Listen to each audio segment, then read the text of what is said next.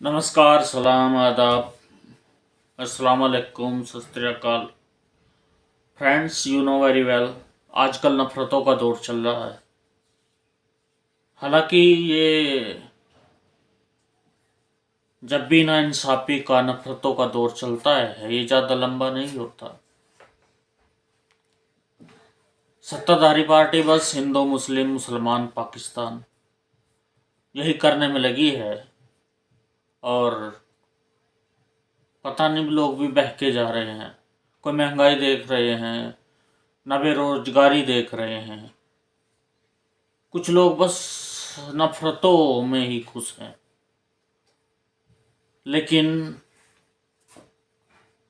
सबके घरों में टीवी रखा हुआ है, मीडिया बिकी हुई है, सुबह से शाम तक सरकार की तारीफ होती है, सवाल नहीं पूछे जाते हैं। आप एक बार ना करोगे, 2 बार करोगे, 10 बार करोगे, आखिर आपके दिमाग में ये बैठ ही जाएगा कि हाँ, बीजेपी बहुत अच्छी पार्टी है।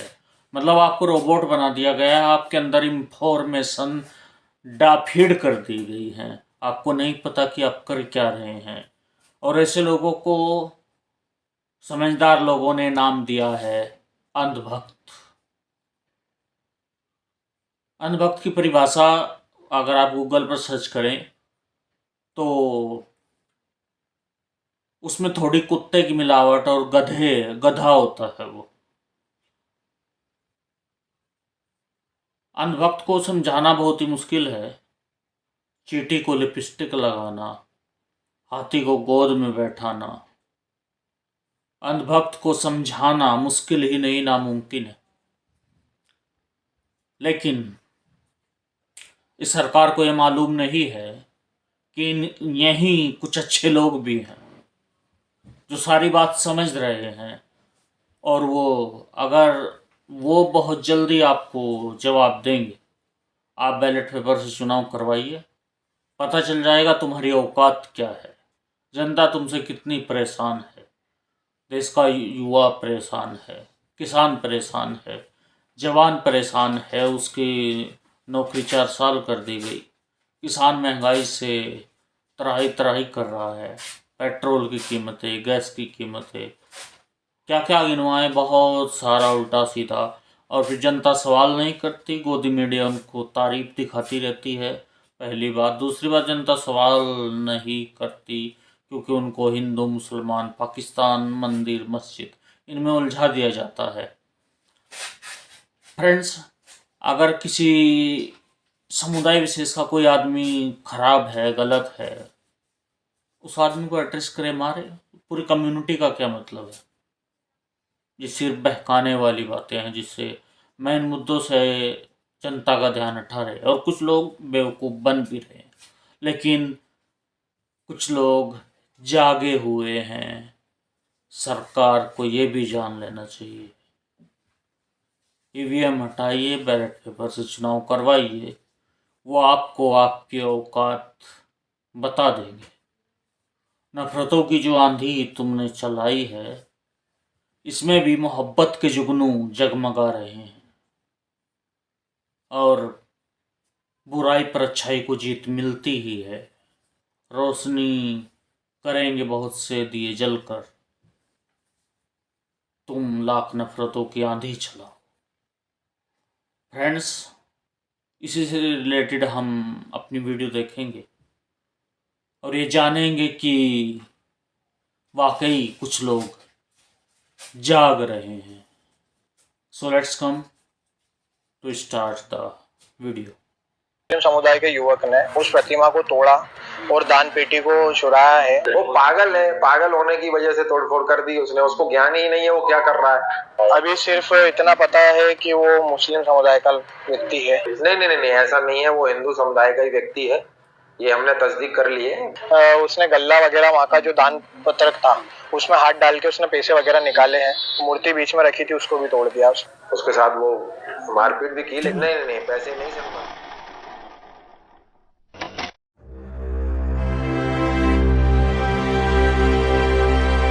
बीजेपी शासित राज्य मध्य प्रदेश नई नवेली सरकार को यहाँ से एक ऐसी खबर निकल कर आ रही है जिसको जानने के बाद आपके सारे कंसेप्ट क्लियर हो जाएंगे कि नफरतबाजों की कोई बिसात नहीं होती, कोई औकात नहीं होती। इनके अंदर जो नफरत भरी हुई है, इनको सामने वाले के ऊपर आरोप लगाकर अपनी भड़ास निकाल ली।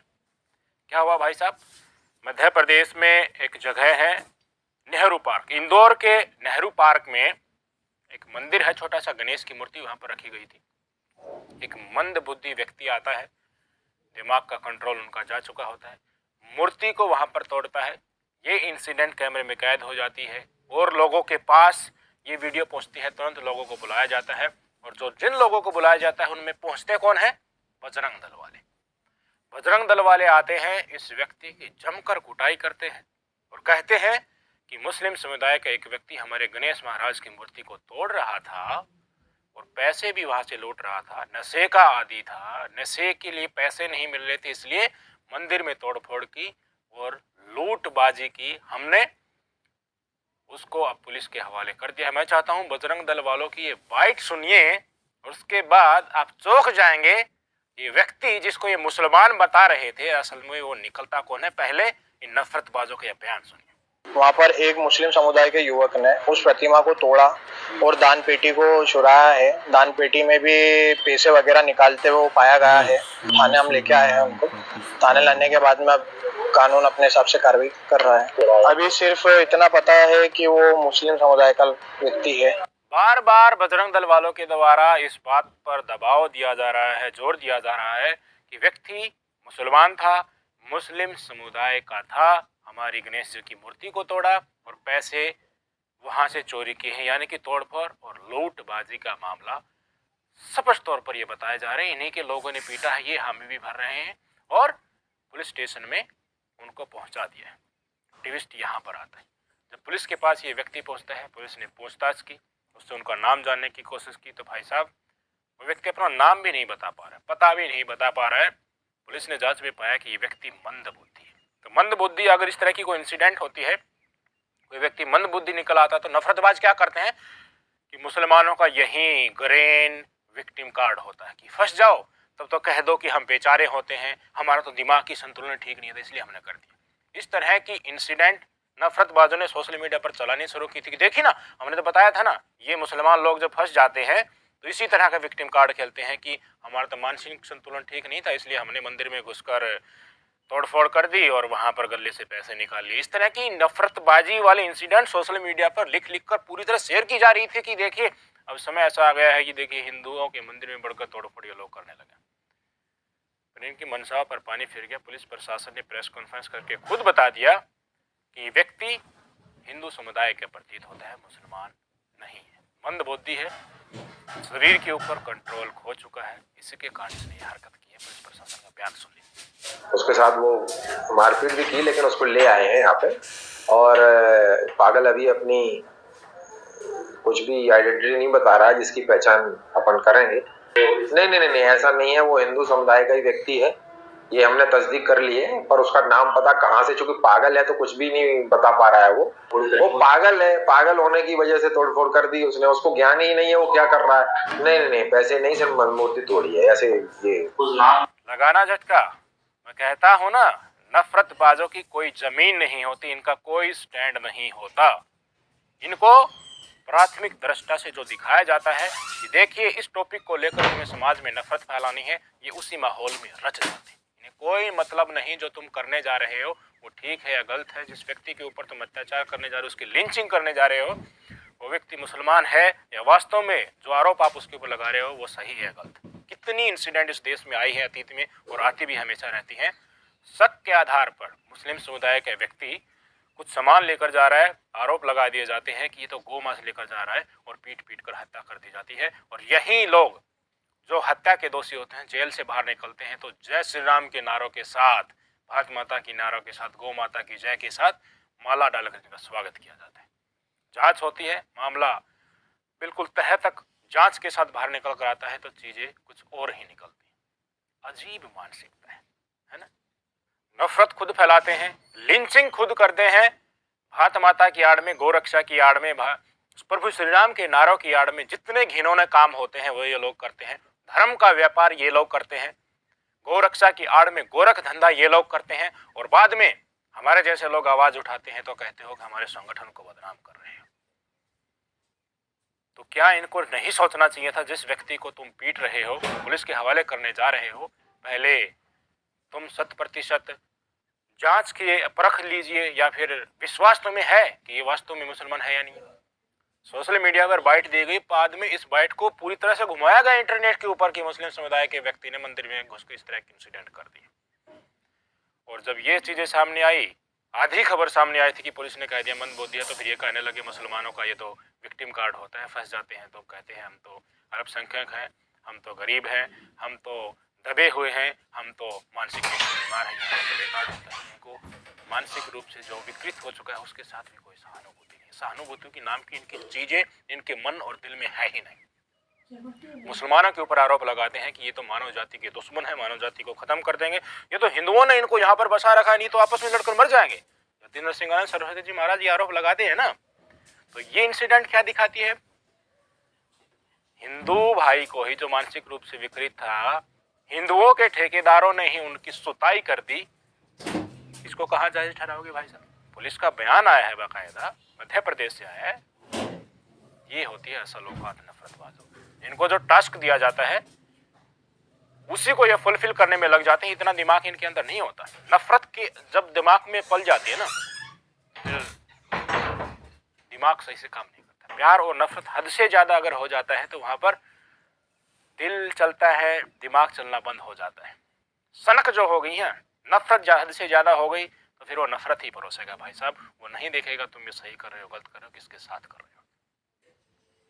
हमारे देश में बहुत सारी समस्याएं हैं जिनसे आम लोग जूझ रहे हैं, पर इनसे उनको कोई मतलब नहीं। इसी मध्य प्रदेश में आदिवासी समुदाय के व्यक्ति के मुंह पर पेशाब कर दिया गया था। भारतीय जनता पार्टी का विधायक था, उससे संबंधित वो व्यक्ति बताया जा रहा था। उसके साथ किस तरह पुलिस एक दूल्हे की तरह उसके साथ व्यवहार कर रही थी, वो सारी वीडियो हमने उस समय पर आपको दिखाई थी। मध्य प्रदेश की ही तो घटना थी वो। और अब आ गई है ये मंदिर वाली घटना। एक खबर तो ये भी आ रही थी, नए नवेले मुख्यमंत्री बनने के बाद आदेश दे दिया है, असल रूप रंग रूप जो ऊपर से नीचे तक नफरतबाजों को दिखाना शुरू कर दिया है। क्या कि जो भारतीय जनता पार्टी के साथ झड़प हुई थी, लड़ाई झगड़ा हुआ था, एक हथेली पर चोट का निशान बताया जा रहा है भारतीय जनता पार्टी के साथ, कुछ लोगों ने उनको नुकसान पहुंचा दिया था। भारतीय जनता पार्टी से संबंधित कार्यकर्ता थे, अब उनके घर पर बुलडोजर चला दिया। इस बुलडोजर का मुंह वहां नहीं होगा, दुधी विधानसभा के विधायक को जो 25 साल की सजा सुनाई गई उसके घर की तरफ नहीं होगा। आरोपी इनकी पार्टी से खल रहा है, उसकी विचारधारा इनकी पार्टी से अलग है, इनके मंसूबों में वो अड़ंगा पैदा कर रहा है, इनके गलत चीजों में इनको कामयाब नहीं होने दे रहा है। वो किसी दूसरे समुदाय से है तो इनका बुलडोजर हमेशा के लिए स्टार्ट ही रहता है, बस घर ढहाने की बारी है। खुले में जो मीट मांस की दुकानें थी उनको बंद कराया जाए, हालांकि जो कार्य नियमन होता है, जो SOP होती है उसके हिसाब से कार्य होना चाहिए, पर इनकी मंशा एक ही होती है, विशेष समुदाय के परेशान करो, अल्पसंख्यकों को परेशान करो। उससे जो खबरें बनेंगी ना, उससे तुम्हारा वोट बैंक मजबूत होगा। और पता नहीं कौन लोग हैं इस नफरत के नाम पर इन तथा कथित धर्म के ठेकेदारों को वोट देकर इस कुर्सी पर बैठाते हैं। भाई साहब यही तो जन्म प्रभु ने हमें दिया, पता नहीं कितने जीवन में कितने प्रजातियों में घूमने के बाद हमें इंसान की इस प्रकृति के रूप में हमें जन्म दिया गया है। उन्हें हमारे इस कर्मों को देखते हुए अगर वापस से मनुष्य नहीं बनाया, या फिर नफरतबाज जितने भी हैं इनको अगले जन्म में मुसलमान बना दिया, तो इन्हीं के द्वारा नफरत का माहौल बनाया, उसे में इनको जीने के लिए मजबूर कर दिया, फिर क्या औकात रहेगी इनकी। जन्म तो आज ठीक है, ये तो मिल गया, और अपनी व्यक्तिगत मंशा के लिए ठसक में नफरत की आड़ में आप कुछ भी करते हुए चले जा रहे हो। आखिर वो भी तो इंसान है यार, जिनके ऊपर आप क्रूरता बरत रहे हैं। अपनी व्यक्तिगत जेब भरने के लिए, किसी के एजेंडा के चलते तुम्हारा अवसर साधा जा रहा है, तो तुम कुछ भी करते हुए चले जा रहे हो। इससे अच्छा तो 2 सूखी रोटी खा लो, अपने घर में आराम से रहो, वो सुकून की जिंदगी होती है। किसी को नुकसान पहुंचाना बेवजह और नफरत फैलाना, समाज को बांटने की कोशिश करना, ये मानवता की सेवा नहीं, मानवता के ऊपर क्रूर अत्याचार है, जिसकी सजा डेफिनेटली मिलती है। आपके क्या विचार हैं, कमेंट करके जरूर बताइएगा। नमस्कार।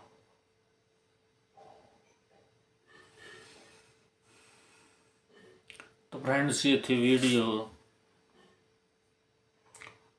ये बेईमान और नफरती सत्ताधारी पार्टी, इसको हम फिर से कहेंगे कि देश का युवा जाग रहा है। बहुत से लोग और कुछ अच्छे लोग अभी जाग रहे हैं। थोड़ा संभल कर अंधविश्वास पर, भक्तों की अब कुटाई हो रही है। वीडियो कैसा लगा कमेंट बॉक्स में जरूर बताएं।